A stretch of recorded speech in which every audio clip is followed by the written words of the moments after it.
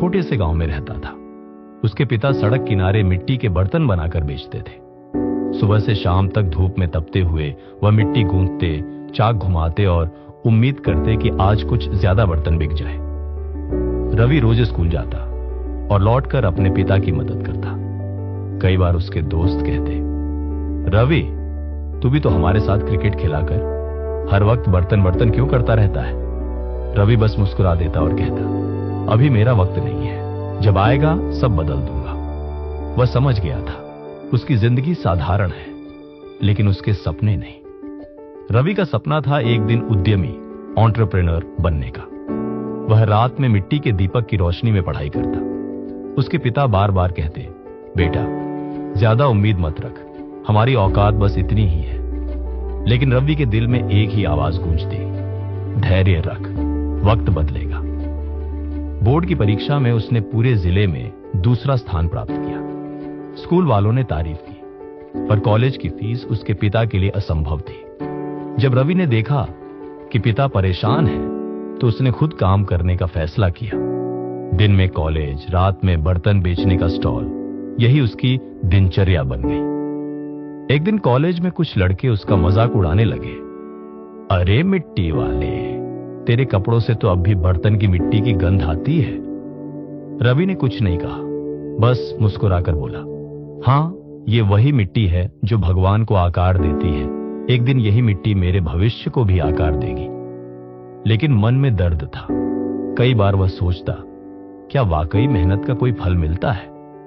एक रात बारिश में उसका स्टॉल गिर गया, सारे बर्तन टूट गए। घर लौटते हुए उसके पिता ने कहा, रवि, शायद हमें अपनी हद में रहना चाहिए। रवि ने आसमान की तरफ देखा। कड़कती बिजली के बीच उसकी आंखों से भी आंसू बरस पड़े। पर अगले ही पल उसने खुद से कहा, अगर वक्त मेरे खिलाफ है तो मैं उसे इंतजार करने पर मजबूर कर दूंगा।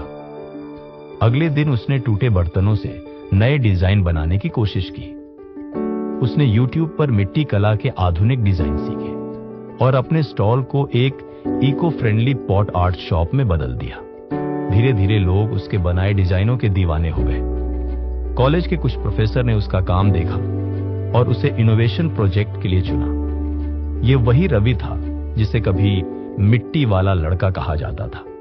अब लोग क्रिएटिव आर्टिस्ट कहने लगे।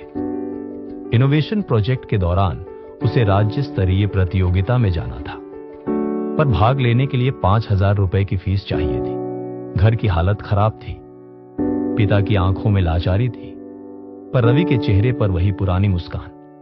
पिताजी, एक दिन हम इस मिट्टी को सोना बना देंगे।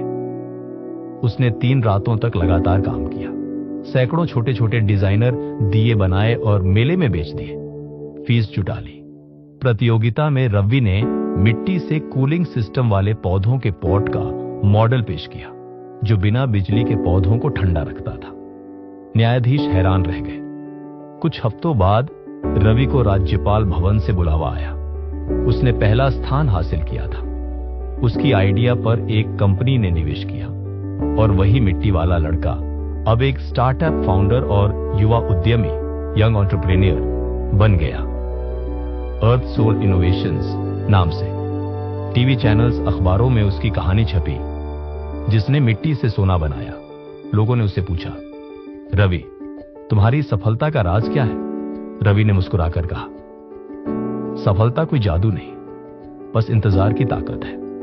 मैंने हर दर्द को समय दिया, हर असफलता को धैर्य से झेला और वक्त खुद मेरे लिए बदल गया। 1 साल बाद रवि अपने पुराने स्टॉल पर गया। उसने वही जगह देखी जहां कभी उसके पिता धूप में मिट्टी गूंथते थे। अब वहां एक छोटा सा बोर्ड था, रावीज क्ले आर्ट स्कूल, हर हाथ में हुनर। रवि ने कहा, पिताजी, अब कोई बच्चा अपने सपने अधूरे नहीं छोड़ेगा, चाहे उसके पास पैसे हों या ना हो। पिता की आंखों से आंसू निकल आए। तू सच में वक्त बदलने वाला लड़का निकला बेटा। रवि की कहानी हर उस इंसान के लिए है जो संघर्षों में धैर्य खो देता है। जब हालात कठिन लगे, जब दुनिया आपको नीचा दिखाए, जब सपने बहुत दूर लगे, याद रखो, वक्त बदलता है, लेकिन केवल उन लोगों के लिए जो धैर्य रखते हैं। धैर्य वह चाबी है जो बंद किस्मत के दरवाजे खोल देती है। जो वक्त का इंतजार करना जानता है, वक्त एक दिन उसका हो जाता है।